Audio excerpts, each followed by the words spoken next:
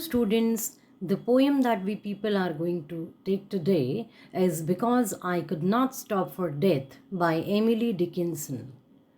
Students, it is one of the most famous poems composed by Dickinson, and it was composed around 1863.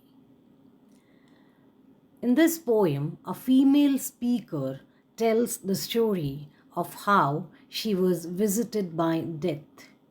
And the most exceptional thing, or rather the remarkable thing about this poem is, in the whole poem, death has been personified as a kindly gentleman, and which takes the writer or the composer for a ride in his carriage. So let's have the poem.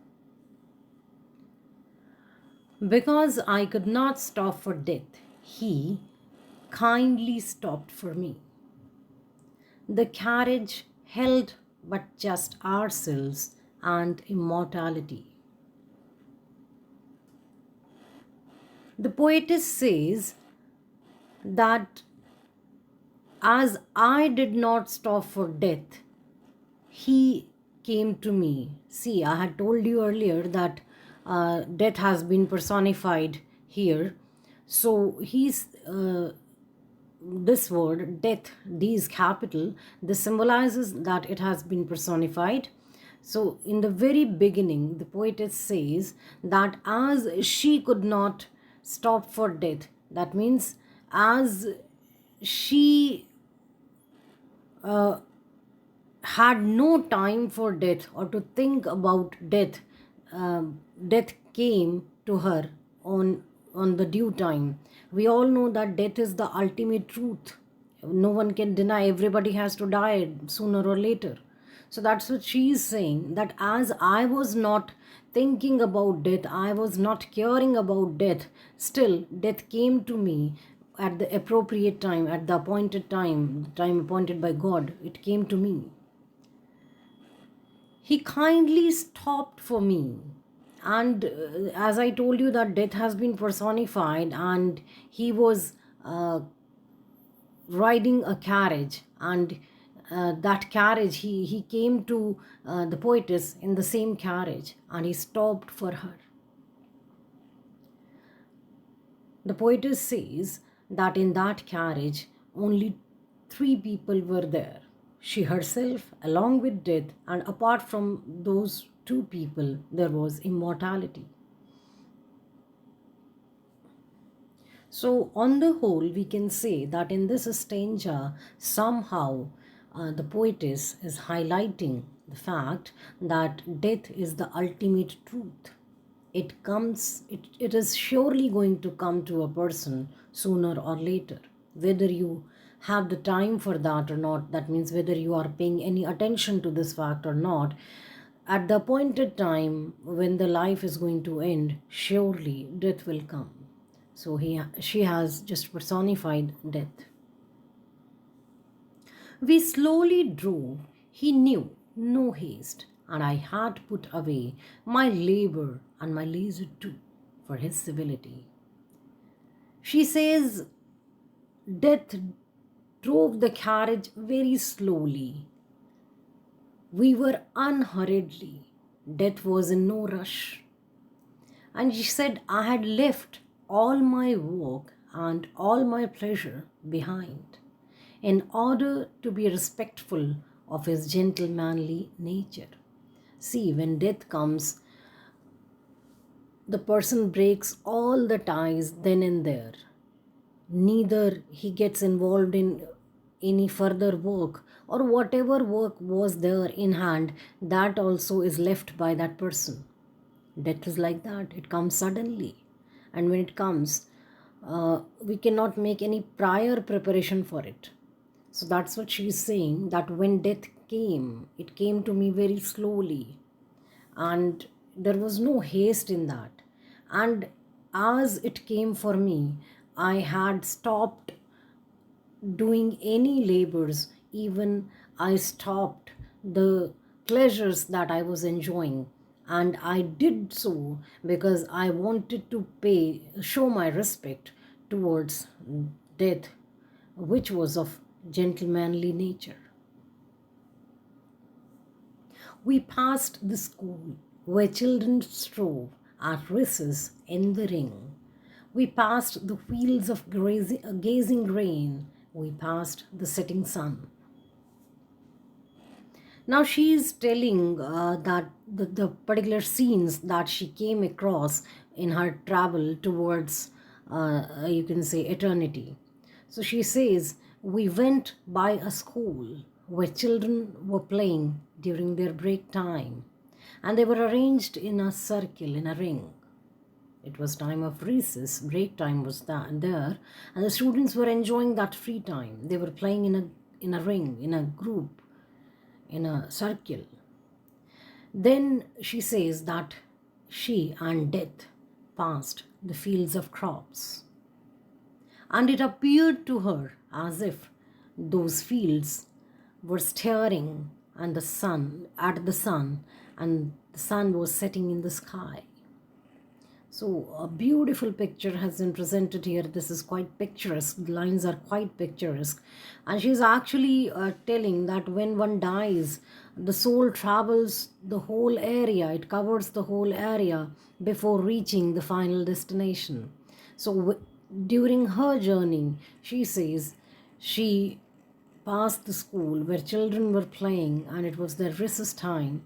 And she even passed the crop fields and the setting sun. Or rather, he passed us. The dews drew quivering and chill, for only gossamer, my gown, my tippet only to lay. She suddenly she changes the idea. She says earlier she said that we passed the sun, but suddenly she says no, we didn't pass the sun. Actually, the sun passed us. And as the sun was setting, so the dews started forming, and because of that, the whole atmosphere became chilly. It was very cold, and I could feel that coldness, as I was only wearing a thin gown and a lightweight scarf, tippet and tully. So she says that when we were passing, it was the time of the setting of sun, and as the sun was setting, there was coldness everywhere. The dewdrops started falling, and because of which I could feel the coldness. I felt the chill, as I was wearing only a thin gown and a lightweight scarf, so I could feel that. See, somehow she is telling that when death comes, the whole body becomes cold, it becomes numb. That's what she wants to highlight here indirectly. So, when death approached, the whole body responded to that, and it became numb, it became cold, just like the chill one feels when there is coldness, chillness in the atmosphere. Let's proceed further.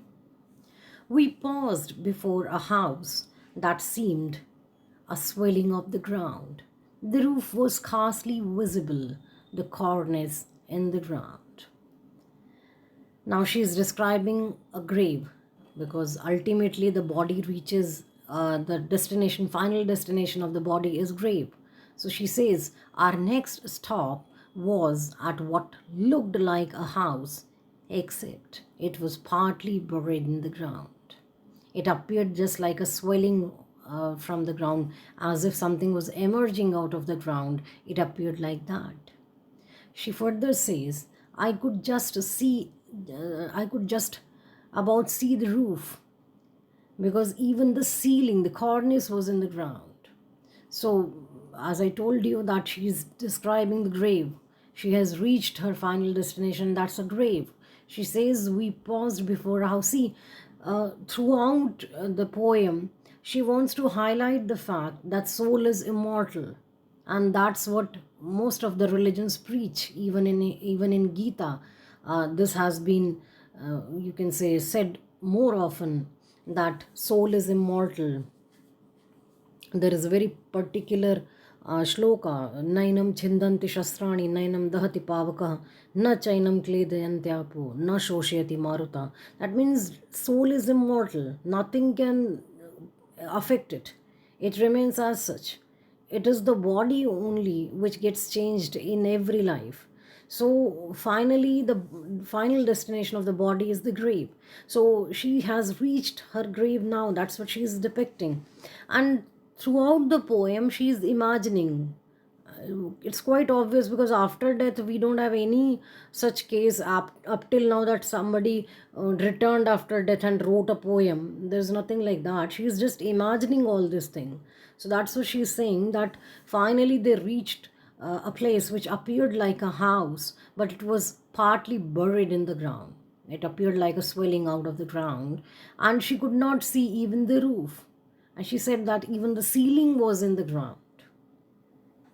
Since then, it's centuries, and yet feels shorter than a day. I first surmised the horses' heads were toward eternity. And she says, since that day, centuries have passed, but it appears to her as if it was less than a day. That means a less than a day has gone by since then. And which day she is talking about? The day when she realized that death's horses were headed in the direction of eternity. That means, as I told you, that soul is immortal. So the first time when she took birth, since then centuries have passed, and she has taken births numerous times. She has changed her body in every life. The body changed. It appears as if she is changing dresses like that. And she says, I could feel this thing, that centuries have passed since I first experienced this thing. And it appears to me as if less than a day has gone by since the day I realized that death's horses, I told you that death is driving a carriage. So she says that since the first time I realized that death's horses, they were headed in the direction of eternity, since then centuries have passed, but it appears to me as if less than a day has passed. So, throughout the poem, the poetess simply wants to emphasize the fact that death is the ultimate truth and soul is immortal.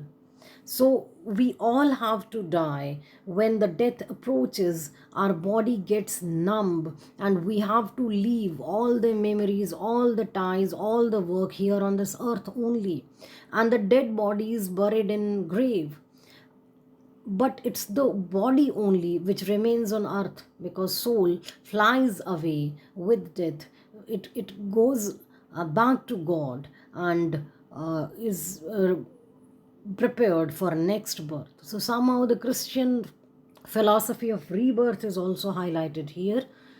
So I think the poem is quite clear to you now. That's all for today.